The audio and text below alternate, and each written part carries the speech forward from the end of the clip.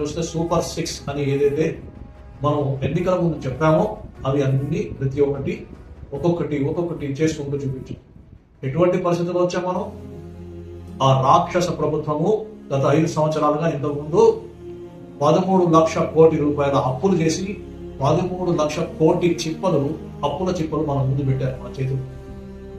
అటువంటి క్లిష్ట పరిస్థితుల్లో ఒకటి కూడా మన ప్రియతమ ముఖ్యమంత్రి గారు శ్రీ నారా చంద్రబాబు నాయుడు గారు, ఆయన విజనరీ, ఒక లెజెండరీ, ఆయన ఒక తెలివి వాడి సూపర్ 6 ప్రతి కార్యక్రమం చేసి చూపిస్తూ వచ్చారు. మనం చూస్తున్నాం, ప్రతి నెల 1వ తారీఖు నాడు తూచా తప్పకుండా పెన్షన్, ఎన్టీఆర్ భరోసా పెన్షన్ అందజేస్తున్నాం. అది కూడా పెన్షన్ పెంచి, గత ప్రభుత్వం కంటే మనం పెంచిస్తున్నాం. విచిత్రం ఏంటంటే ఒక్కోసారి 1వ తారీఖు ఆదివారం అవుతే దానికంటే ముందు రోజు 30 కావచ్చు, 31 కావచ్చు, ఆ రోజు కూడా పెన్షన్ ఇస్తున్నారు. అంటే ఒకసారి కొన్నిసార్లు ఒకటే నెలలో 2 రోజులు పెన్షన్ తీసుకునే సందర్భాలు కూడా మనం చూస్తున్నాం.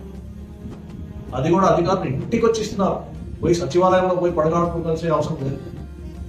అది కూడా మళ్ళీ తల్లికి మొన్ననే మేము చూసాం, ఒక తల్లి మాట్లాడుతూ ఉంటే, నిన్న తిరుపతి మీటింగ్లో నాకు 5 బిడ్డలు ఉన్నారు, 5 స్కూల్కి వెళ్తా ఉంటే 5 × 15,000 75,000 నాకు వస్తున్నాయి.